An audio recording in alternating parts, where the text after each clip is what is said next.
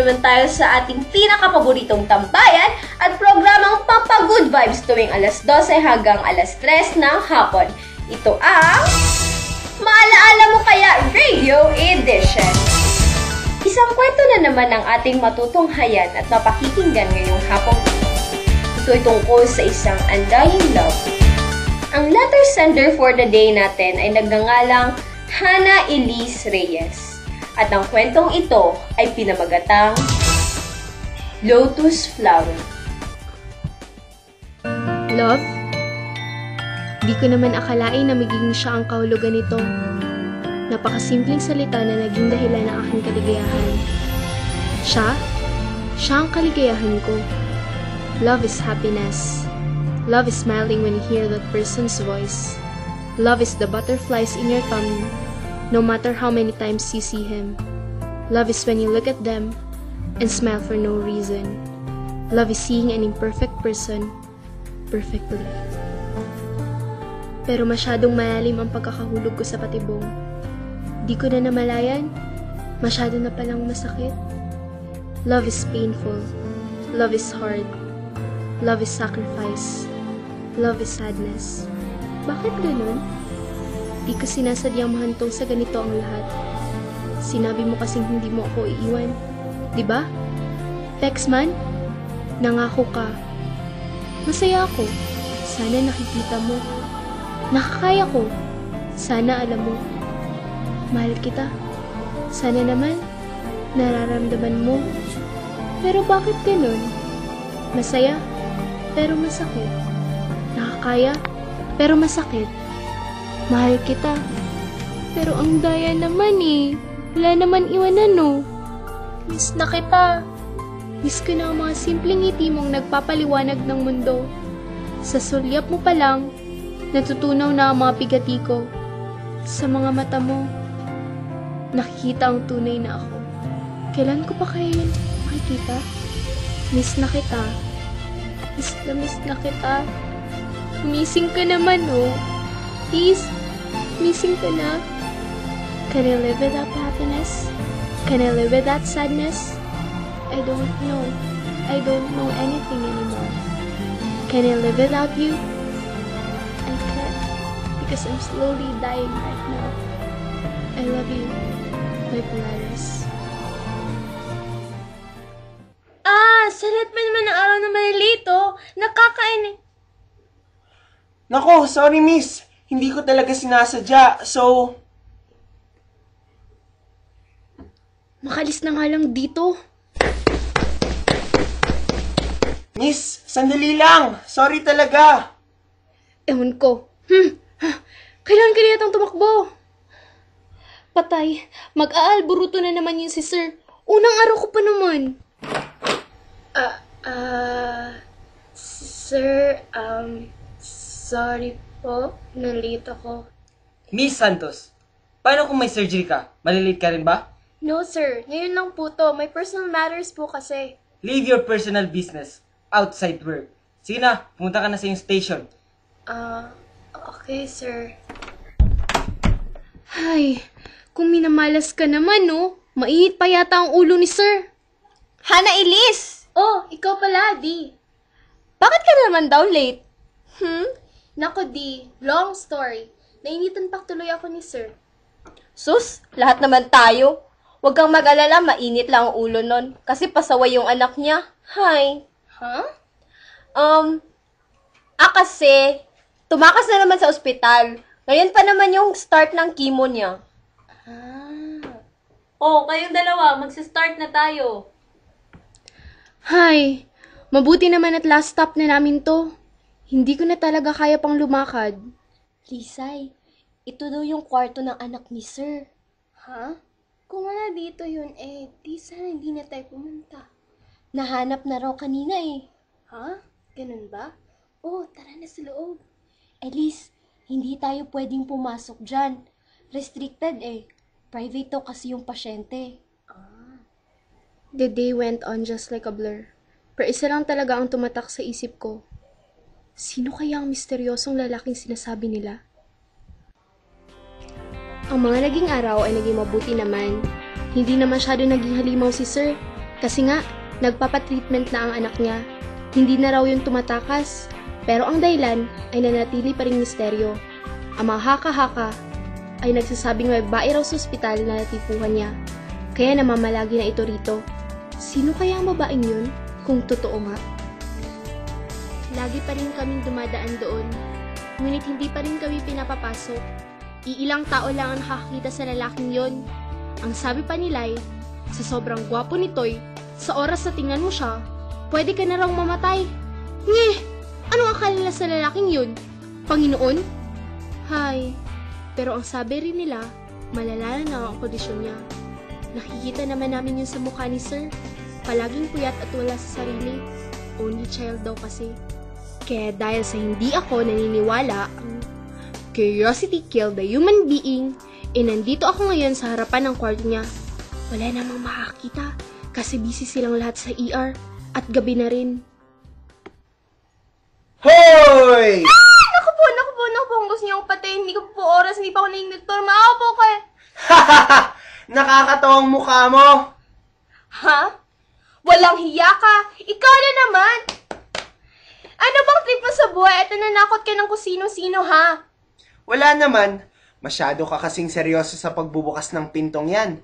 Ang balita ko, ang mga naka-uniforme lang ng puti ang mga nakakapasok dyan. Oo nga pala. Naka-color coding ang aso lang mga mapa... At bakit mo naman alam yun, ha? Aber? Bakit hindi? Antipatiko! Makaalis na nga lang dito! Nakakainis talagang lalaking ito! Babaeng masungit! Ewan ko sa yung damuhong yan kung anong problema niya sa mundo, pero bago pa siya magasik ng game, ay dapat makaalis na ako! Oy, babaeng masungit! Ha? Ano? Anong pangalan mo? Sasabihin ko na lang para matapos na to. Hana. Kaya pwede ba, tigilan mo na ako. Alam mo ba, ang kahulugan ng ha sa Chinese ay lotus flower, bu-yong.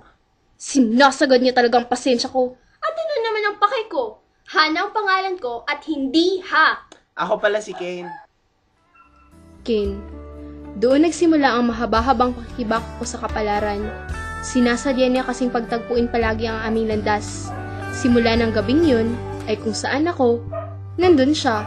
At kung tatanungin ko siya, kung sinusundan niya ako, ang laging sagot niya, Tadhana. hindi ko na namalayan. Matagal-tagal na rin pala kaming magkakilala. Paminsan-minsan, hindi ko na namamalayan, magkasama na pala kami. Hindi ko na yun pinansin. Basta, ang alam ko, masaya. Masaya akong kasama siya. Siya pala ang matagal ko nang hinahanap. Ha, may sasabihin ako. Sa ngiti niya, na nagpapaliwanag ng mundo ko. O ano, makikinig ka ba? O magtutunga ka na lang dyan? Sa mga sulat niya, nawawala ang mga pangamba ko. Ha, o ano? Ang mga mata niya, nahuhulog na pala ako. Ha! Ha? Ha ha ha. Oo, ikaw. Pinaglalaroan mo na naman ako eh. Hindi ah. I have a riddle for you. Ano? What lives when it is dead and is dead when it is alive? Riddle. Pag alam mo na ang sagot dyan, magkikita ulit tayo. Sa mga panahong yun, hindi ko alam. Wala akong alam. Nagpapaalam pala siya. Ang masakit lang, mahal ko na. Naging hindi madali ang mga nagdaang araw. Para akong nabubuhay, na namamatay. Buhay, pero patay. Makalipas ang 5 taon, ganoon na ang naging buhay ko. Gising, kain, tulog. Ganyan na lang palagi. Hanggang... Malate pa naman daw. Ngayon pa naman yung orientation kasi kababalik lang ni Sir. Ha? Nakakaini... Uy, naku, sorry miss. Hindi ko talaga sinasadya. Ang boses na yan, hindi ako nagkakamali. Miss? Siya nga. Naku, sorry talaga. Okay ka lang ba? Tulungan na kita. Ang tanga ko talaga. Parang nagmamadali ka pa naman. Sorry talaga. Tinitigan niya lang ako, na para bang hindi ako ang nakikita niya. Alam ko, siya to. Sorry talaga, miss. Sige, mauna na ako. Bakit ganun? Bakit hindi niya ako nakilala? Palagi siyang nandito sa ospital. Ang dahilan? Hindi ko rin alam eh. Basta, isa lang ang maliwanag. Hindi niya ako kilala. Ang sama naman kasi ng tadhana eh. Pinaglapit niya kami, pero hindi naman magiging kami. Ang sakit. Ang sakit isipin na ang taong mahal mo, hindi ka man lang makilala. Ang sakit. To the point na hindi ko na kinakaya. Ang sakit. Pero through time, I know, makakaya ko rin. Ano na naman kaya ipapagawa sa akin ni Sir? Kane, maawa ka naman sa sarili mo. Kane? Pa naman, itigil na natin to. Ayoko na siyang saktan. Si Kane ang anak ni Sir? Eddie, Paano hindi mo siya masasaktan kung hindi ka magpapagaling? Kane naman, put some reason into your head. magpapagaling? Wala na tong pag-asa. Ayoko na ulit siyang saktan. Magpapakali na lang siguro ako. You love her, son, and you know that she loves you too. Bakit mo ba pinahihirapan ang sarili mo?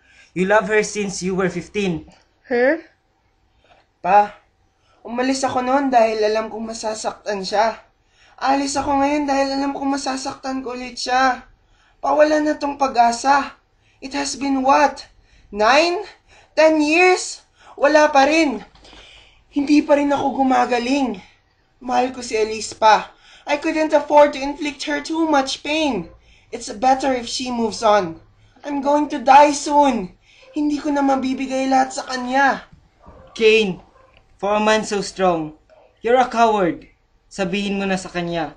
As you said, you don't have much time. Better live your life with mistakes than regrets. Gusto kong maging masaya ka. Ikaw na lang ang natitira sa akin. When your mom died, I thought I could survive this because I had you. But please don't waste time. Be happy with your decisions. I will. And that's by keeping her happy. Happy? Elise? Happy? Kane naman! Happy? Paano mo nalalaman yan? Hindi mo alam. Kane naman! Kane! Bakit ka pa kasi bumalik dito? Okay na ako eh. Okay na. Hindi na kita iniisip. Ang siyasi ako na nga eh. Masaya na ako. Kontento na ako sa buhay ko. Tapos ayan ka. Dumating ka. Ginala mo na naman. Putya, may choice naman ako na iwasan ka eh. I tried so hard to forget you. But you know what? Every time I tried to move on, you're right there. You screwed things up. Akala mo walang epekto tong pagbalik mo, ha? Guess what? Malaking epekto, Kane! Malaking malaki! Kasi sinira mo yung buhay na nakakaayos ko lang. Ganyan ka ba kamanhid, ha? Kane! Sinira mo na ako isang beses. Gagawin mo na naman? Ano ka ba? Tapos ngayon, malalaman kong may sakit ka? Ano ba naman yan, Kane? Ha? Ewan ko, Kane. Masyadong sakit. Ano ba tong pinasok ko pa? Nasaktan ko na naman siya. I don't want her to be in pain with me. But I also want her to be happy with me. Masakit na nga. Ang hirap pa! I get it. You're scared. You're in pain. Ikaw lang ba?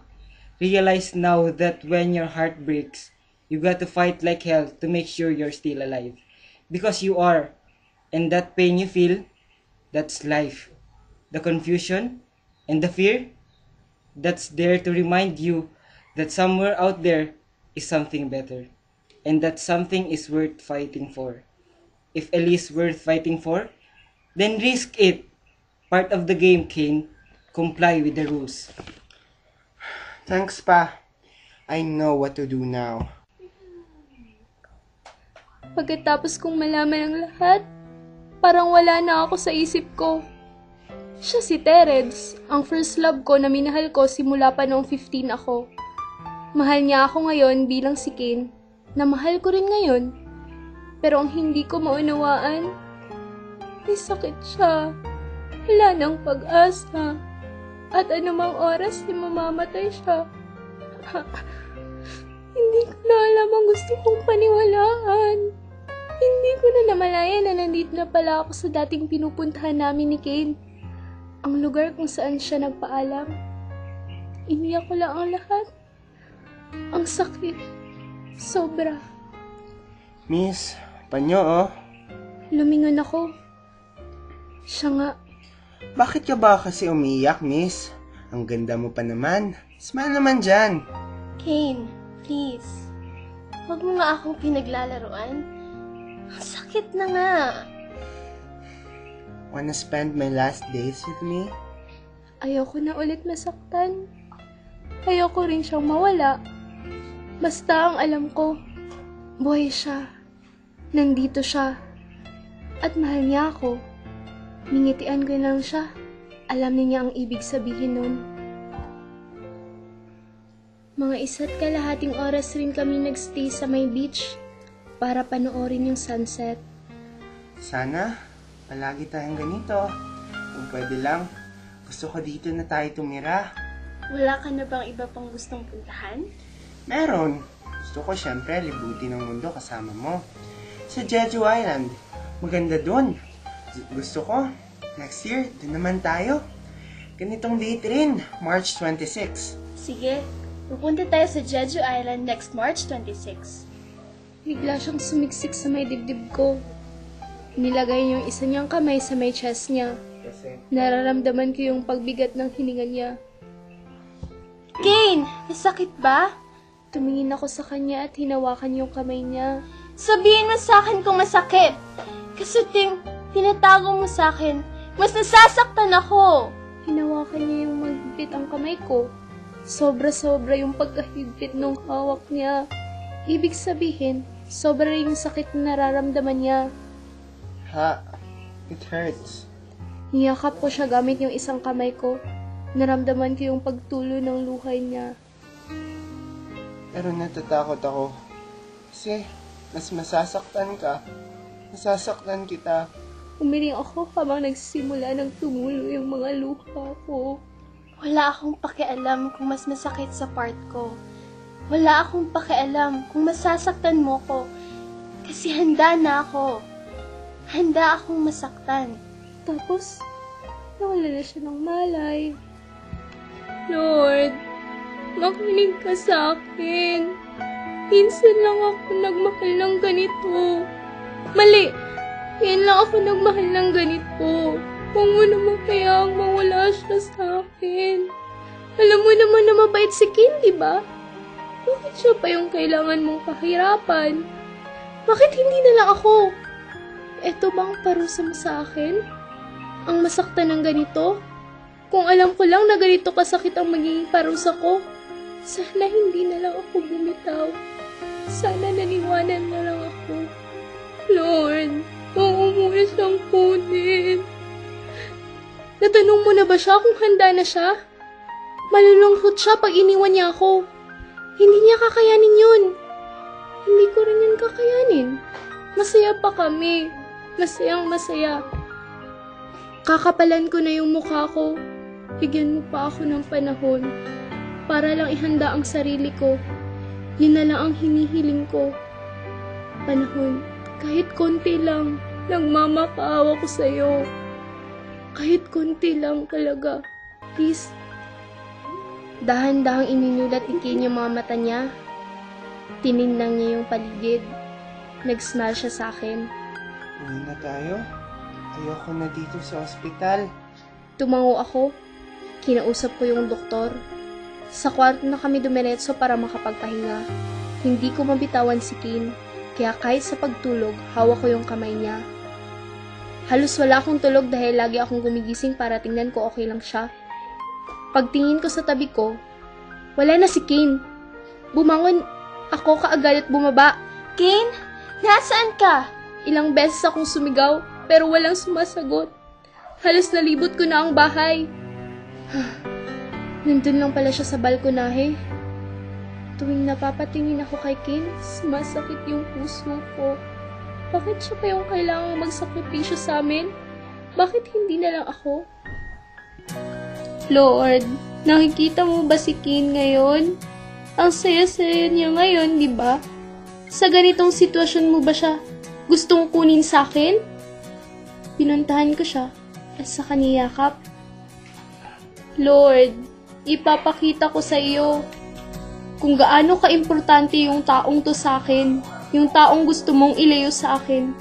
Tingnan mo, makinig ka. I love you. Yung pagmamahal ko sa iyo, kasing lalim ng pinakamalalim na dagat sa buong mundo. I love you. Yung pagmamahal ko sa iyo, kasing laki ng pinagsama-samang planeta.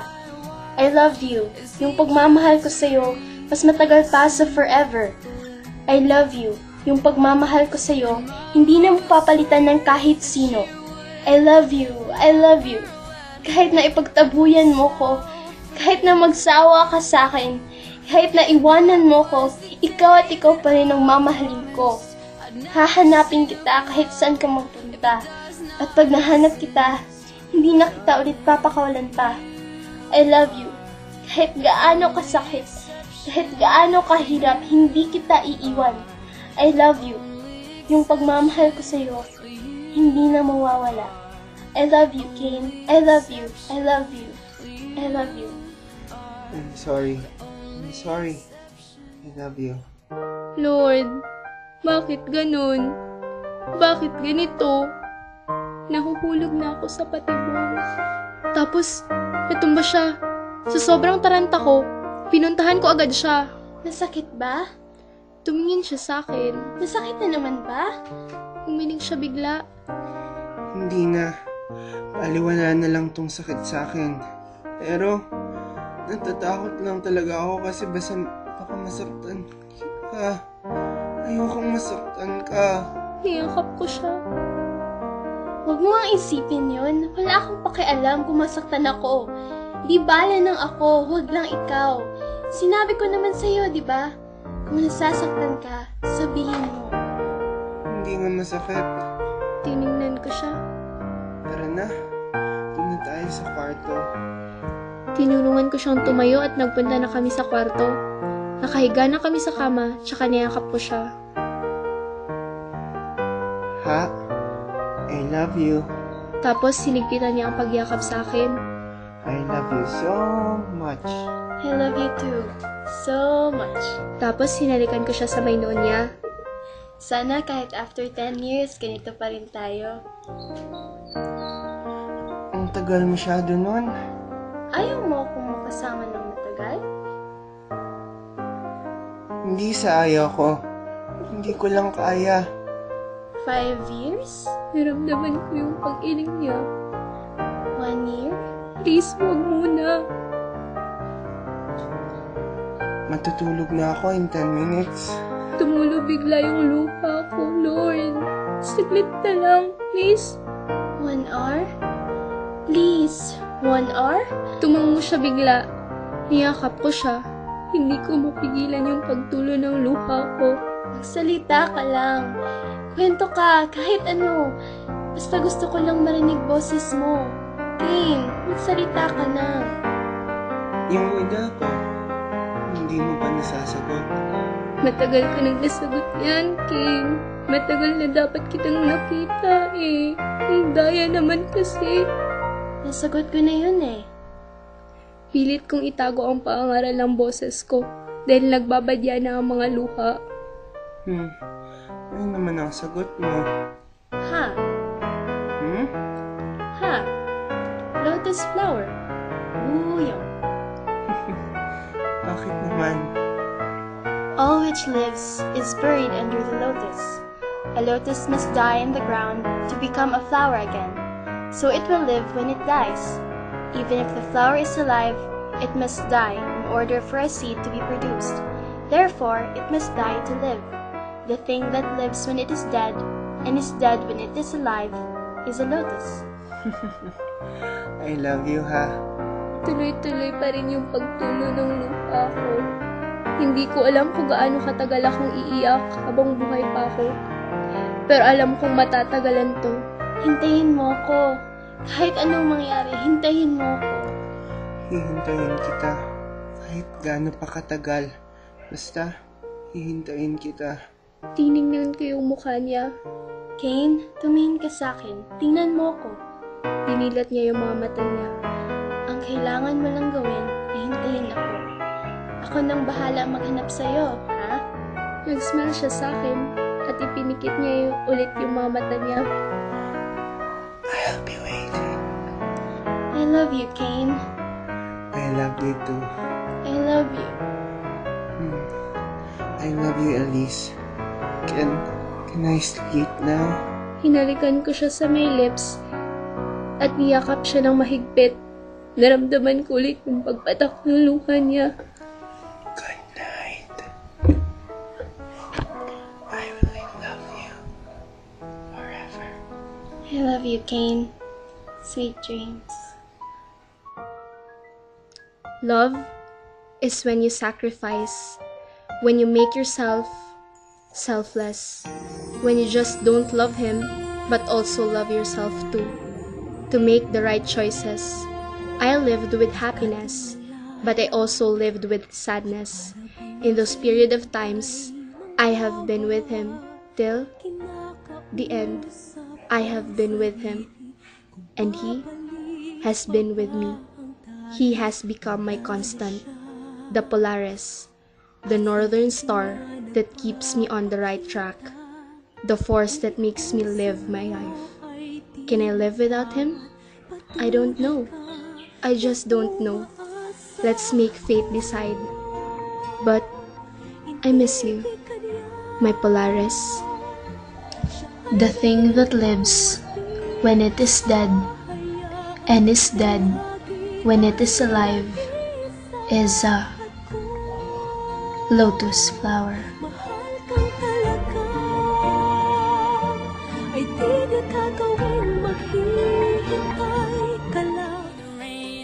Maraming salamat, Elise, for sharing your wonderful story with us. It's been an honor. Time check, mga kaibigan. It's now 1:50 in the afternoon. Magbabalik ako for more stories to tell. This is DJ Heidi, your favorite kaberks. At ito ang Maalaala Mo Kaya Radio Edition.